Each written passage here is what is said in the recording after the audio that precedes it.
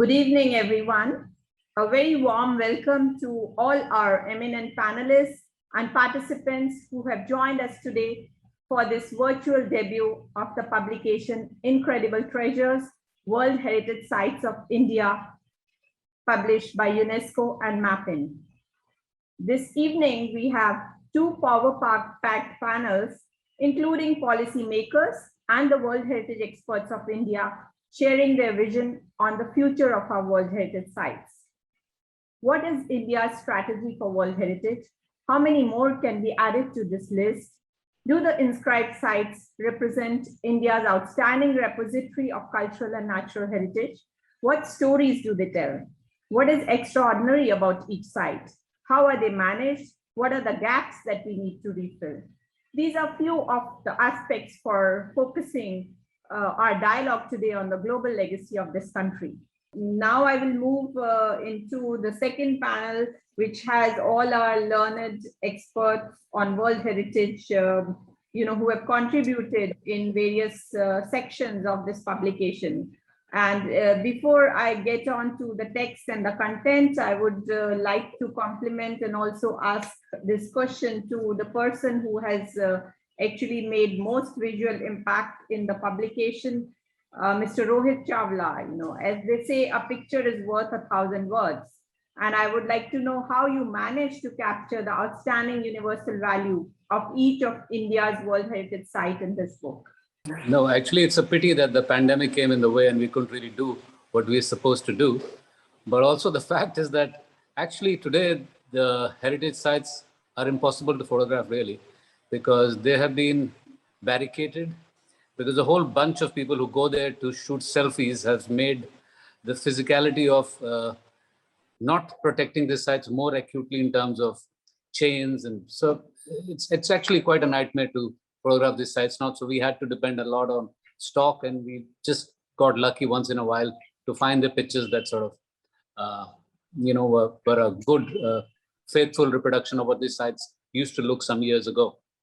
But the tragedy is that it's the way these sites are, they become a photographer's nightmare because they're impossible to approach from any. There are barricades almost everywhere, even something like the Taj Mahal. One did one had to do it by shooting it from behind the Taj Mahal, and that also I was dodging the cops and dealing with all. So it's a bit of a issue photographing these sites now. So, but still, you managed to capture really good views in the book. Yeah, isn't it a pity that we were not allowed to shoot with drones? I wish we were, and maybe ASI should think about it. This is a book which is being done to promote India's sites. It does huge service for Indians, but we weren't allowed to even shoot anything. And today, not to have the ability to shoot a monument from up there is a huge disadvantage. We never had that luxury. So, and I wish we could do that. So to respond to your question, in fact, our next panelist is going to be the Additional Director General, Mr. Janhwij Sharma.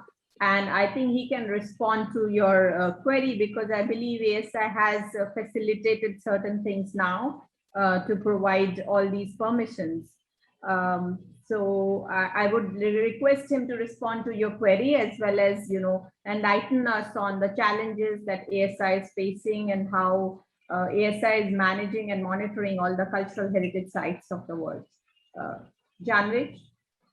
Now I think I'll say the second part of my what I was supposed to speak. Just to respond to the concerns by the previous speaker. Well, the point is that it is, as far as the drone photography is concerned, it is beyond ASI's remit as of now. Like, for example, when we were to do some aerial photography of videography of Dholavira, even for us, we had to take permissions, which is basically the local authorities as well as the civil aviation. That's the law of the land. So unfortunately, herein the permission is not within the remit of ASI, but obviously other aspects of photography, that permission I think was given, and therefore, I mean, that's what is reflective in the books through these excellent photographs. I'm sure it doesn't satisfy him, but that's how it is as of now. Now, coming back to the World Heritage, the challenges and the prospects that Dr. Shikha, that you asked, as I mentioned that we are the nodal agency for the World Heritage matters. So therefore, all aspects of World Heritage, from the point of view of scrutiny to sending the proposals, but also how to prepare the sites for the World Heritage nomination, is something that we tend to look after, and we also sort of try to take along with us the communities and the other stakeholders who are the part of the process, particularly even though, for example, in many instances the World Heritage property may belong to ASI, but there are many other stakeholders who are the part of the property directly or indirectly, as well as of the buffer. So this entire sort of way of preparing the site is not only from the point of view of conservation of the site to ensure that we are trying to kind of maintain its authenticity and integrity, but also in terms of the management requirements, which obviously vary from site to site. So the site management plan, the visitor management, the disaster management, all these are, and of course, as I said, that requirements which vary from site to site. So all these aspects is something that we work on. So for example, if you're familiar that this year we sent the nomination of Santiniketan. So therefore, obviously, we are in touch with the Vishwa Bharati authorities. We are in touch with the Ministry of Education. We're in touch with the state government, basically to kind of resolve all the issues of the buffer management, of the conservation, etc. So as I said that. Each site has its own challenge, its own unique sort of situation. So our intention is that we try to kind of address these issues. We try to have mechanisms in place. Now, I would like to, for example, share our experiences when we were nominating Dholavira, wherein we had such an excellent relationship with the state government of Gujarat, wherein while we were proposing a limited buffer of the Dholavira archaeological remains, but they came forward in ensuring that a much larger area of the Khadir Island, of which Dholavira is a part of, becomes the buffer, so that all the attributes, not only the primary or the principal attributes of the property, but also the supporting attributes of the property are also looked after.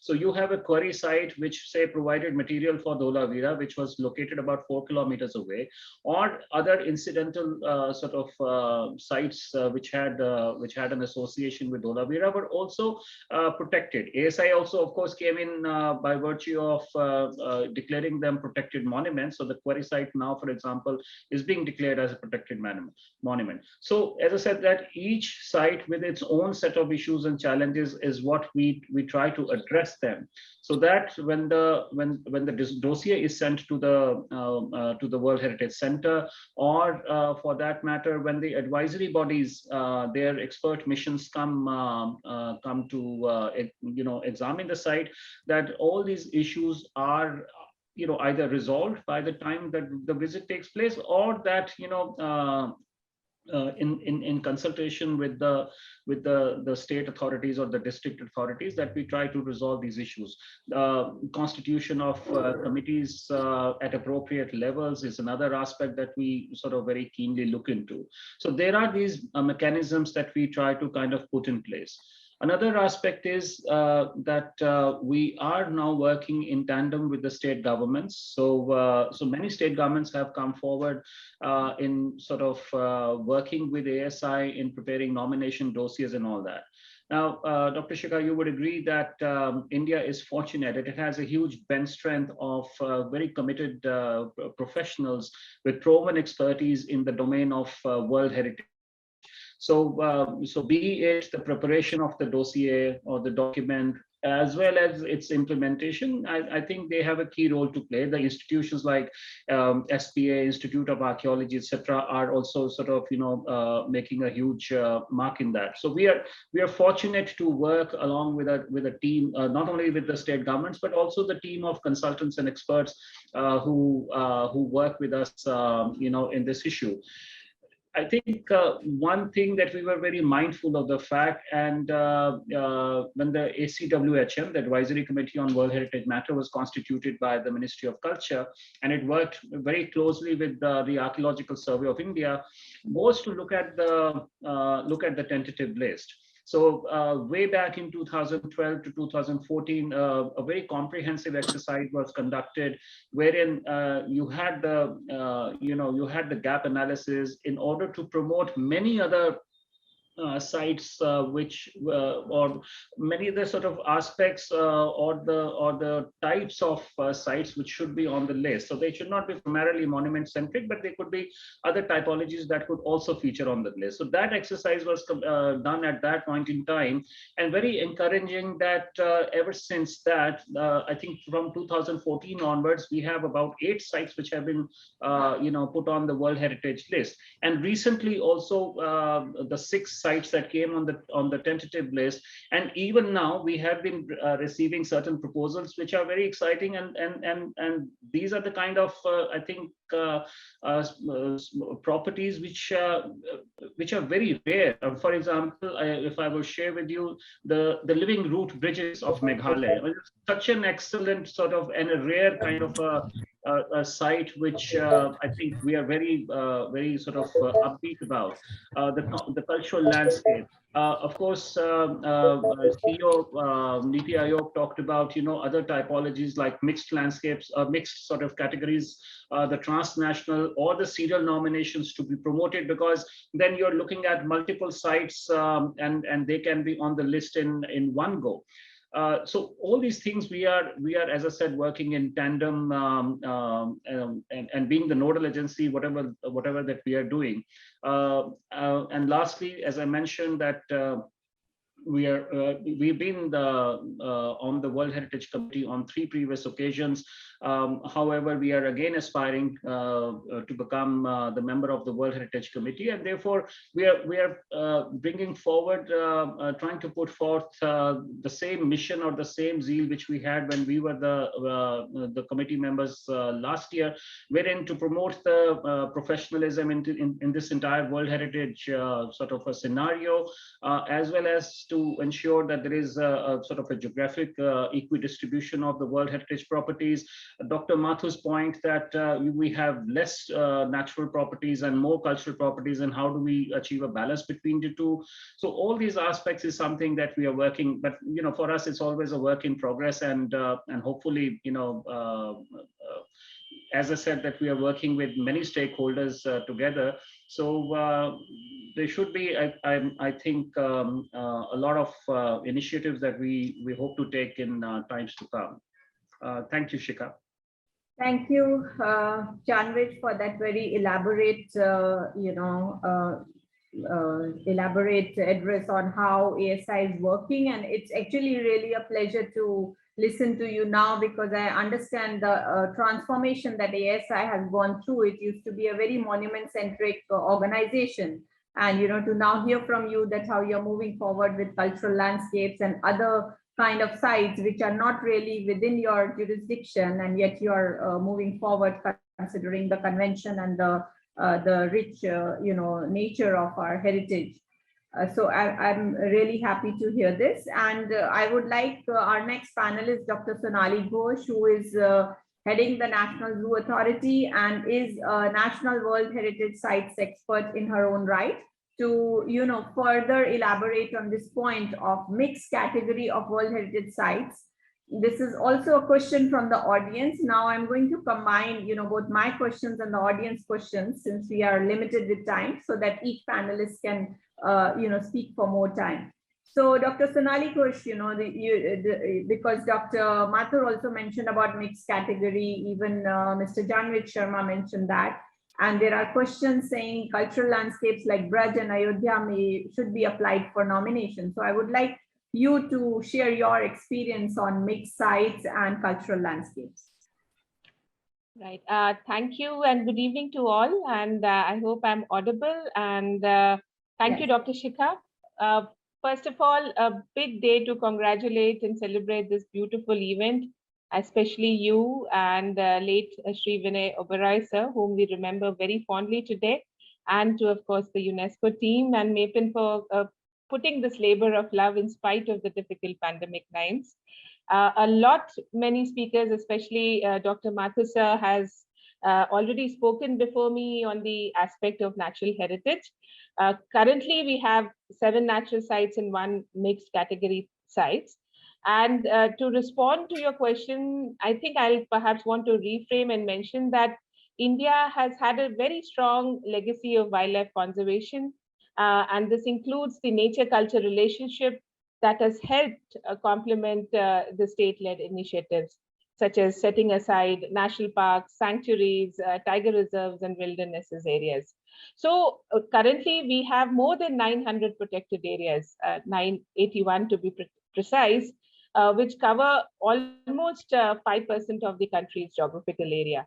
So we are also the country with the world's largest populations of tigers, Asiatic elephants, greater one-horned rhino, other megafauna, several of birds, and several of these iconic species are currently residing within these designated World Heritage Sites. We also have very strong legislations, such as the Wildlife Protection Act of 1972, the Biodiversity Act, and several other rules and frameworks that help us in protecting and managing these sites, which is also one of the prerequisite pillars of maintaining the site's OUVs. Now, to me, I would assume that it is not just about having fewer natural sites, but it is also about strengthening the capacity for existing World Heritage Sites and also exploring areas beyond protected areas. So that, I think, to me is very important to look at mixed category sites. And I absolutely agree. The kind of mixed category sites that we are looking at could be wetlands, could be areas which are underrepresented, for example, the grasslands or the highlands and the cold deserts and desert regions. And many of these areas are beyond the jurisdiction or purview of currently of the Forest Department or the traditional custodians of natural sites. So to me, it is very, very important that we engage interdepartmental cooperation and coordination, because many of the sites which are cultural, for instance, also have a very strong nature element. And the natural sites, for example, also have a very strong cultural element. And it should be, ideally, I think we should, because it's also about having 1 nomination per year. It's ideally, I would be very, very happy if there were interdepartmental coordination and cooperation to look at the site from the point of view of all the values that it has, and not just being treated as a natural or a cultural and looking at it. And for me, I think the best example, because I've worked and lived most of my life in Northeast India, are the community conserved areas in Northeast. I mean, we just had an example of the Living Roots bridges, or for that matter, the ones which are on tentative list, for example, the Cable Lamjau or National Park or the Garo Hills Conservation Area. These are all sites which have strong potential to become World Heritage because of its mixed values. So to me, natural areas with the mixed attributes is something which I would prefer on the long run. Thank you. Thank you, Dr. Sonali Ghosh. I think that really covers all the points and aspects related to mixed sites and why we should move forward with cultural attributes. You've touched upon a very important point of, what are the local values or values for the community and how we involve them in the management of World Heritage Sites. And it's now that I move forward to one of our most experienced panelists, Professor Amareswar Galla, who has worked across the globe on advising on various cultural conventions, especially intangible heritage, besides his experience with community and sustainability of World Heritage Sites.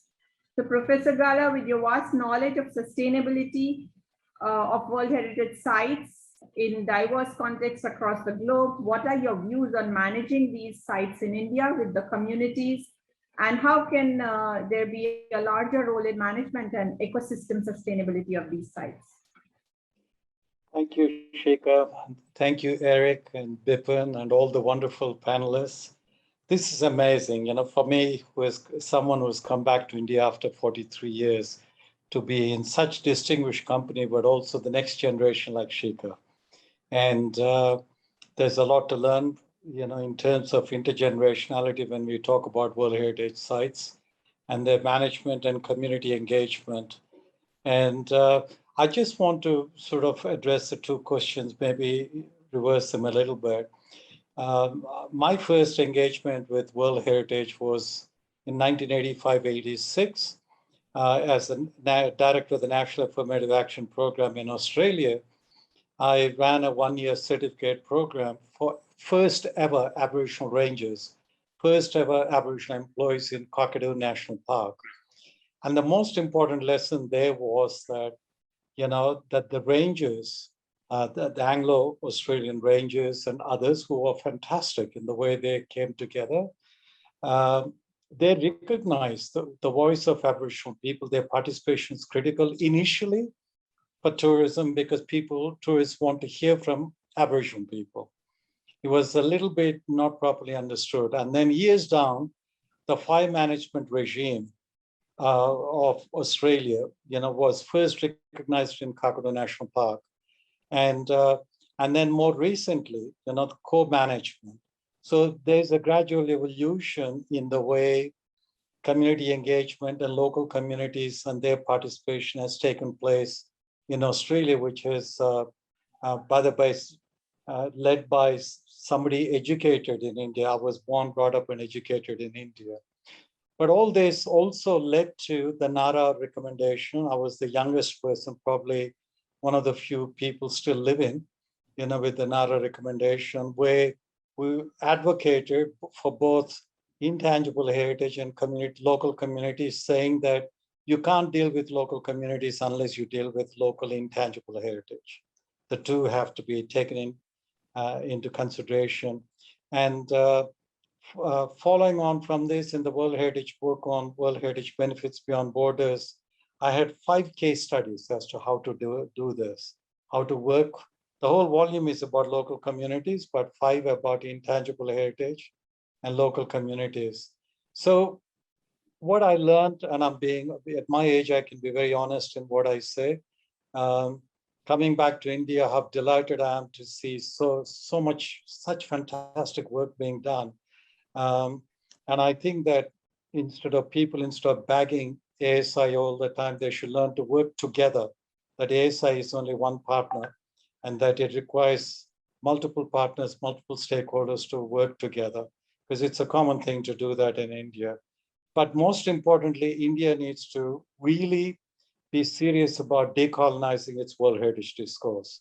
It's very site-centered, and I tell you why it is site-centered in a minute as I finish. Very site-centered, it still uses the colonial dichotomy of nature culture to a large extent. And it still uses that dichotomy of tangible and intangible. But taking that holistic approach, I'm yet to come across any educational institution, any agency that actually understands the methodology of taking a holistic approach in India. And that is critical for management. And I think that Janhwij raised a number of important points in this area of management. When I finished the volume for the 40th anniversary, we did a survey with all the nearly 1,000 plus World Heritage area managers. They've mentioned 2 things in management of World Heritage. One is, how do they do a benefit analysis?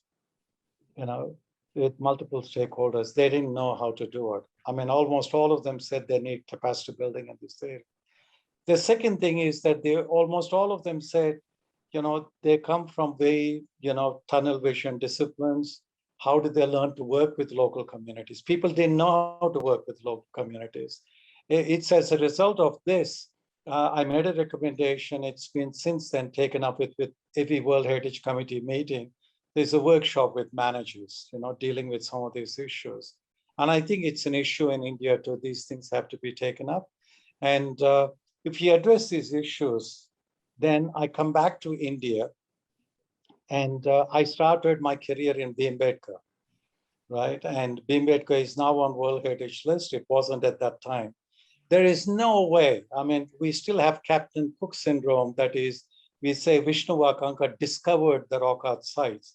And yet it is Hakim and a number of Doraigons, when he got off the train, with all the wildlife that was there at that stage, the forested area, thought he's going to be eaten up in the evening by panthers and tigers, and picked him up. And they said, what do you want? Why did you get off the train?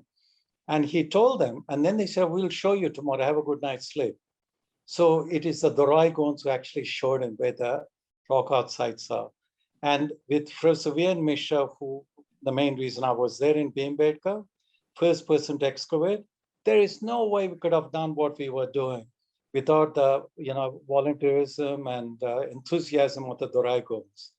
And I think that I would love to see demonstration projects in India where you bring, like the case study, Doraigons and Bhimbedkar together, World Heritage Site together, because they're not actually involved right now, and they should be. And similarly, I want to share with you, when Darjeeling was inscribed on the World Heritage List, there were major issues. I won't go into it because it didn't actually address a lot of the issues. And UNESCO asked me through the World Heritage Center Fund if I could help, because at that stage there was civil strife in Darjeeling, and and nobody wanted to go there to deal with the issues. So thanks to Australia India Council and my university, I went to Darjeeling. And the first thing on the first day, 462 local employees were brought together at my insistence, and the Indian Railway people. And all of them thought that World Heritage belongs to either the British or people in Delhi. Nobody consulted them about Darjeeling. So my first thing was to show them 7 trannies and say, who are these people? Or they said, oh, that's my great-grandfather. That's my grandfather. So, well, they built the Darjeeling. Do you think the British actually used spades and everything to turn over the gravel? No, they didn't. It's your, grandparents who built it. So it's that kind of paradigm shift we need as we decolonize our heritage discourse and how we work together. And I think that there are 3 things that are extremely important, Shikha. Number 1 is we got to get away with the paternalistic approach to community engagement, which is predominant in India. Us and them. We are the experts and they are the ignorant people that we need to involve. Very often we are paid to go and work with them, but they're not paid to spend their time with us. Yet they have to volunteer to do that.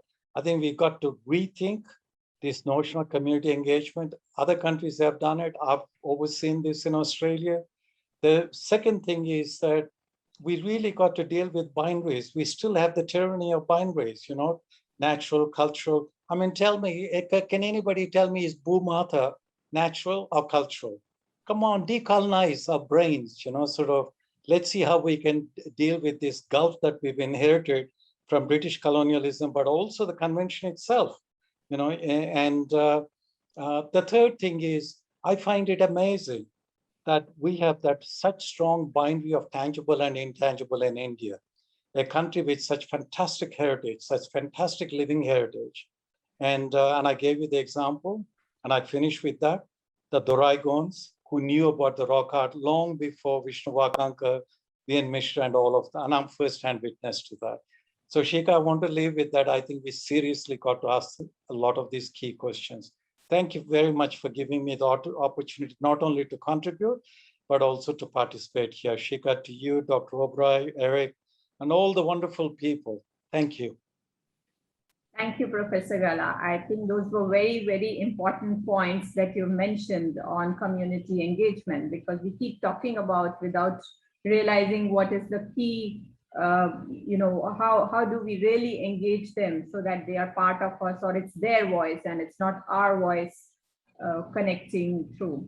So very important. And what you rightly said, it's not just decolonizing, but then of course the challenge we are facing when we say nature culture is, as you mentioned, it's also a part of the convention. So again, going back to what Mr. Sharma mentioned, that how India or other countries which are facing these issues need to actually also influence in the committee or convention to make changes in these key terminology, which is sometimes so top down.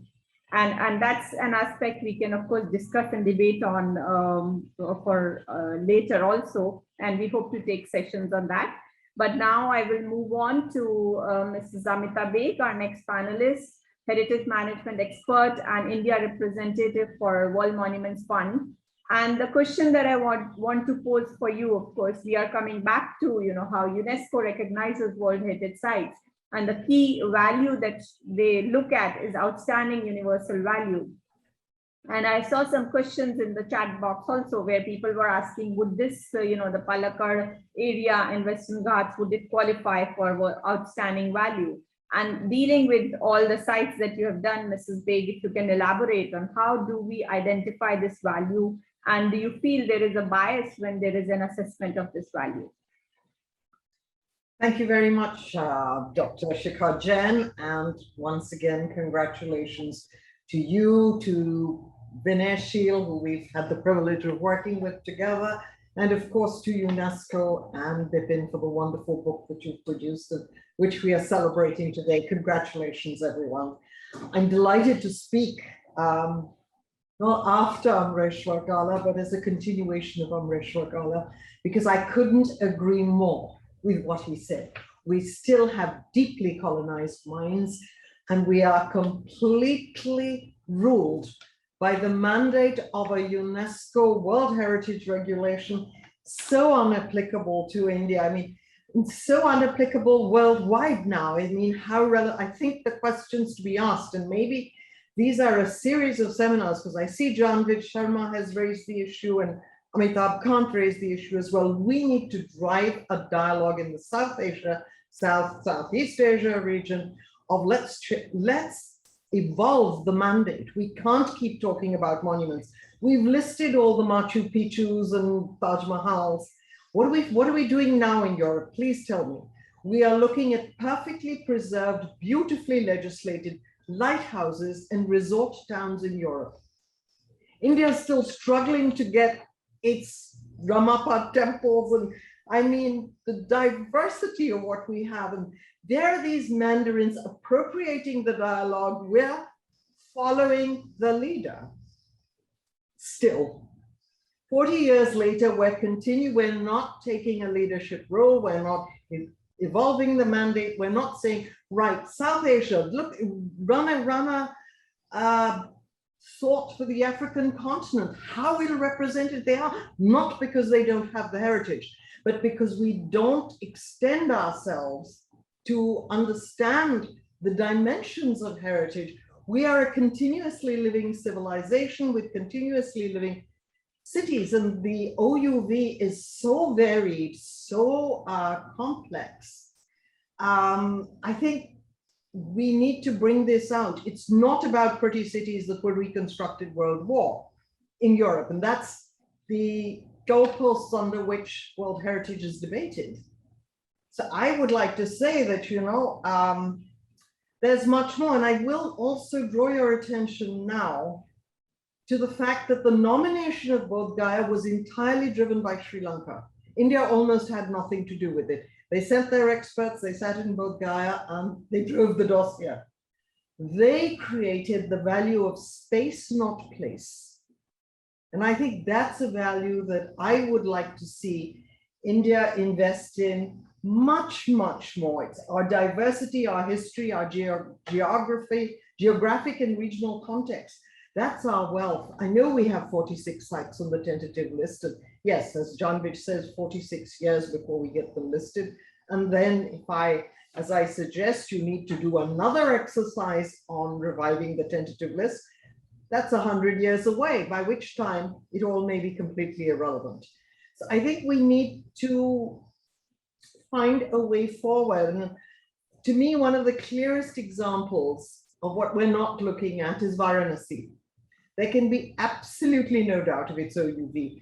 based on its immense spirituality and the power of faith. It is again about space, not place. Most of Varanasi's built stock is no more than 300 years old. The way it is used, the way it is functioned, and its culture is thousands of years old. We need to invest. I heard Professor Rana Singh speaking the other day. We need to look at things like this. It's messy, it's untidy, it's complicated, it'll never be legislated. But you cannot exclude that. Or a place like, I'm using Varanasi as an example, but we need to expand our minds to understanding what is Indian heritage in its entirety, in its complexity, and in its synergy. And that's the way I would like to see the world, it go forward. I mean, a tentative list revision is, I think, a hugely important thing because so many states come forward, they want to be listed. I can't understand why resort towns of France get listed. They're very pretty, very picturesque. But hey, look what we have in the queue. There's nothing from the Northeast on the list. I see Janhwij mentioned these incredible road bridges of Manipur.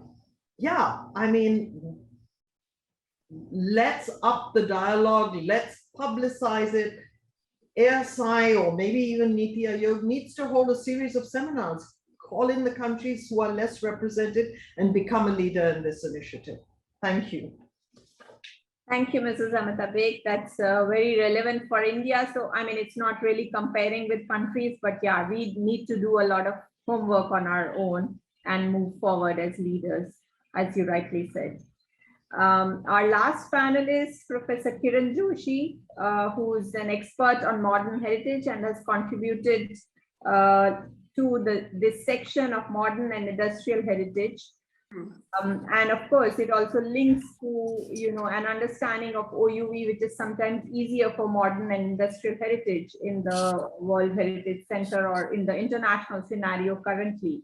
I wanted to ask you, Professor Joshi, what is the potential for the 20C heritage and industrial heritage of India? And of course, you have also covered mountain railways, and I see a question on mountain railways also, which is talking about how to highlight the natural element in a mixed site. The question is for Dr. Sonali Ghosh, but I'm sure you will be able to address it. This is Mrs. Vinita Srivastava. So if you can respond to both these queries. Thank you, Shikha, and of course, Vipin and UNESCO Delhi for inviting me to contribute to the book, as well as inviting me for today. So let me begin by formally, and I would say unequivocally, expressing sheer happiness at the number of 20th century sites that are there on India's World Heritage List and also on the tentative list.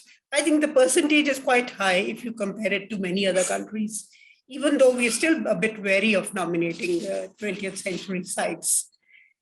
Now, this indeed is a huge attitudinal change from the notion of heritage, towards the notion of heritage and historic properties. So having said this, let me begin with the beginning of our struggle to nominate Chandigarh to the World Heritage List. And the two major roadblocks we encountered at that time were, first, the non-recognition of the modern as heritage. This was within the authorities in Chandigarh. And secondly, a decided resistance, a very obvious resistance to accepting our application for placing on the tentative list. And what we were told is that there is already a very long list of, and I quote, more deserving ancient sites, more deserving sites, more beautiful, more deserving sites that that needed attention, and therefore the application to Chandigarh could not be entertained. So there was a huge struggle in how we managed to do that. But I sort of, with this background, let me go on to the list. Why is it that modern heritage needs to be put on the World Heritage List? I think that is what is the significance and why does it need to be there? To begin with, the first point, of course, is the question of representativity. We already know that the World Heritage List means that it must speak for all regions, all religions, all historical periods, all periods, and of course, all the categories of heritage that are the classification that exists today. So that is accepted. Then, of course, something which is not so well accepted, because 20th century itself is not accepted as heritage largely, not just in India, but most other parts of the world, including the so-called, developed countries that have a number of protected 20th century sites. So one must also take into cognizance all the significant processes that the 20th century, even though brief and very recent, is packed with. These are the processes of huge innovations and very rapid and abiding changes in science and technology, in the realm of transport and communication systems, of unprecedented urbanization, the introduction of modern infrastructure for education, for culture, and so for sports, and so on and so forth, augmented industrial protection.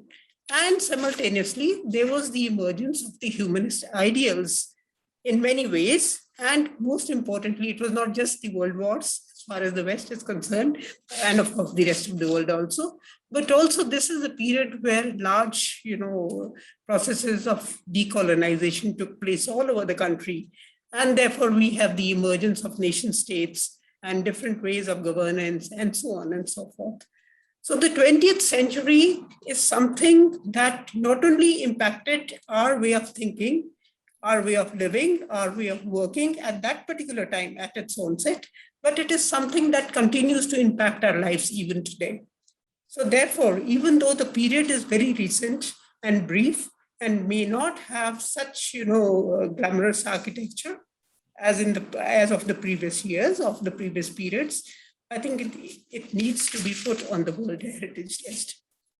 But the third and the most important point that I would like to put forth is the issue of the risks to which 20th century heritage is exposed. The World Heritage List, as we all agree and as we all know, is a very important instrument, is a very important tool of advocacy. There are stories we know personally of how the attitude of the administration of Chandigarh has changed post-inscription on the World Heritage List. Similar stories are also heard of the town of Le Havre and the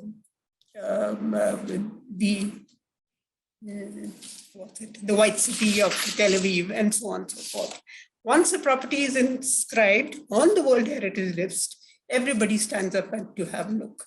We all know that the attitude towards modern heritage has changed in India, has changed considerably after the inscription of Chandigarh, and many more properties have then been put on the tentative list.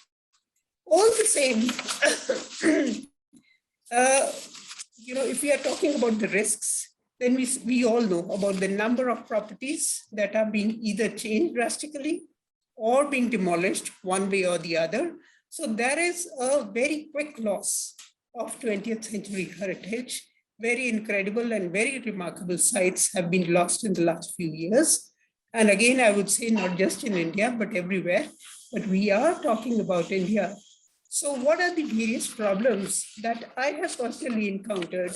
Or according to me, what are the risks that 20th century is subjected to, and what impedes their protection and conservation? So I have, a few points listed down, but there could be many, many more. The first is that the first point is that the buildings and places of the 20th century, what we loosely term as modern heritage or 20th century heritage, and that of course includes many of the engineering sites or what we call as industrial sites. All these places, all these properties are still in use, which poses a different kind of problems. These are properties that are subject to growth. The changes in the ways of living, these are properties that are subjected to changes in the way of living, the way of working, the way of using these buildings.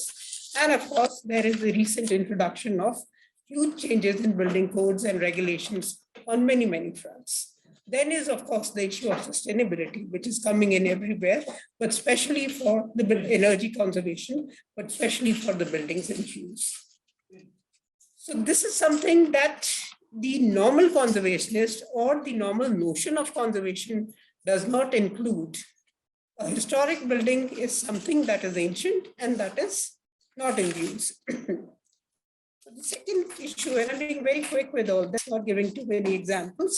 The second is the kind of materials and the construction methods that were used to make these 20th century buildings.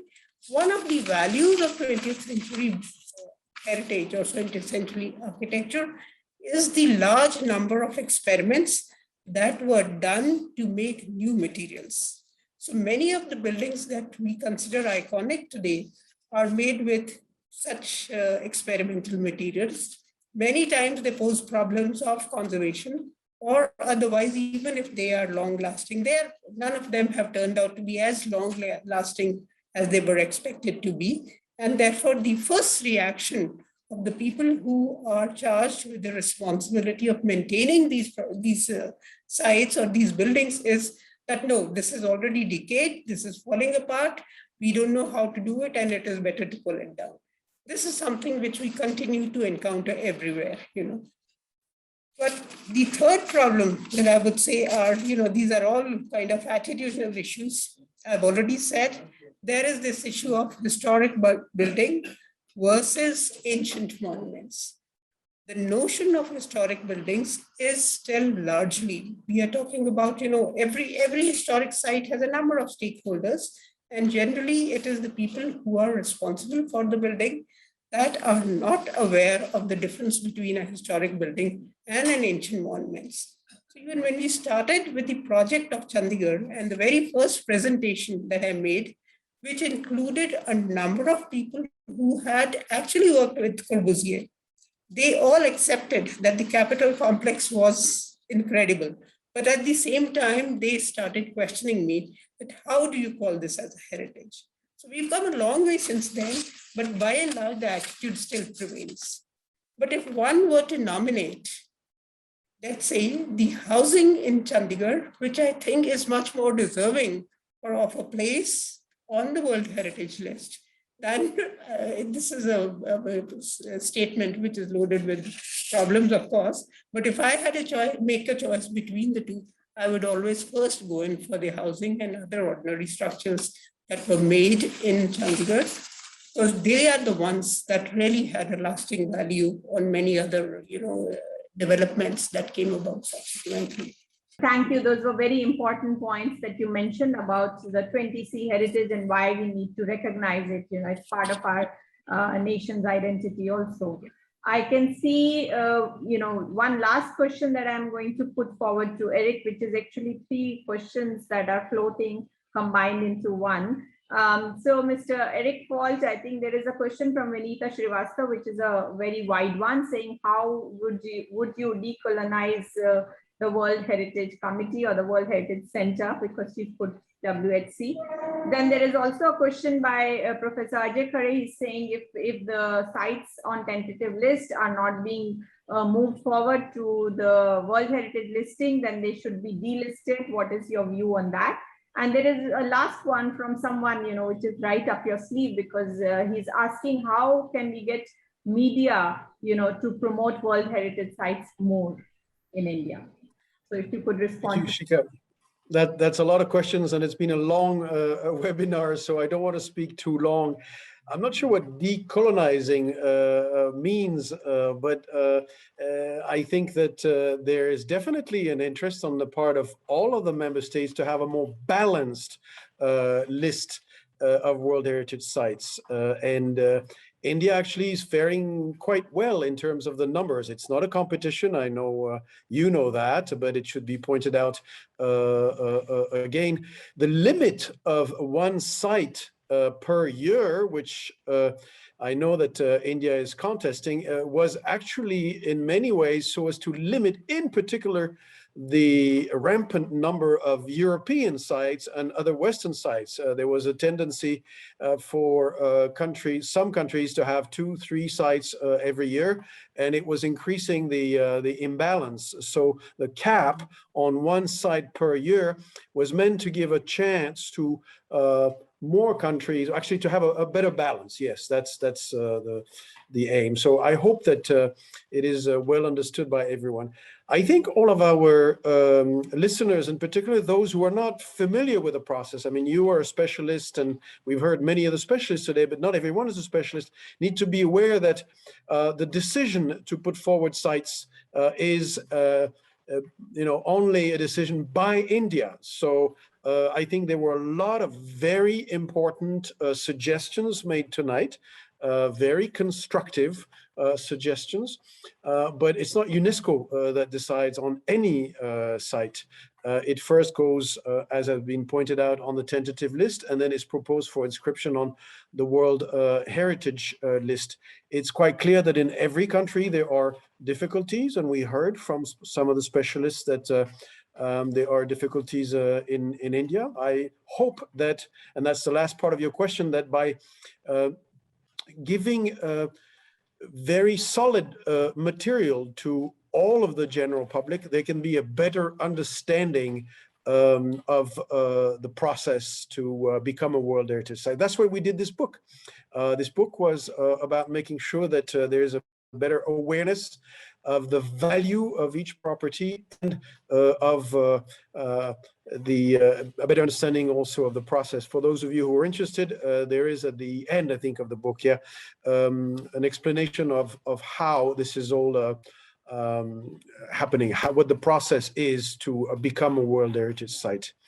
But thank you very much, Shikha, for moderating this event tonight. I know that together with Mappin, we can have many more discussions on cultural heritage. We are at UNESCO New Delhi simply there to facilitate, to be at the disposal of all of you. I really hope that this book will meet with a lot of success to make a wonderful World Heritage Sites of India better known in more detail in India and also abroad. Again, I want to insist that this book is available at selected bookshops in India, but also available through Amazon in India and abroad in many countries. So that's really our goal, and we are of course available for follow-up with anyone who's interested. Thank you. Thank you, Mr. Eric Paul, and I would like to thank all participants. Thank you for staying with us for so long. I think all the queries have been answered. I saw Dr. Sonali and Mr. Janhwij Sharma responding to their queries. If there are any questions, we will respond to you later. I think there were members, Mr. Rajiv Kumar Shukla, whose already question has been responded to, and Mr. Kirti Shah, who mentioned about how this book needs to reach more and more people. So I hope we've covered all points, and I would now like to just close this session. Mr. Fault has already mentioned that the book is available at Amazon, and we also look forward to future webinar sessions where we can discuss these sections in further detail. And lastly, I would just like to inform the participants that there is a small survey after this. If you could fill in that for mapping, that would be really helpful for us. So thank you, everyone, and goodbye.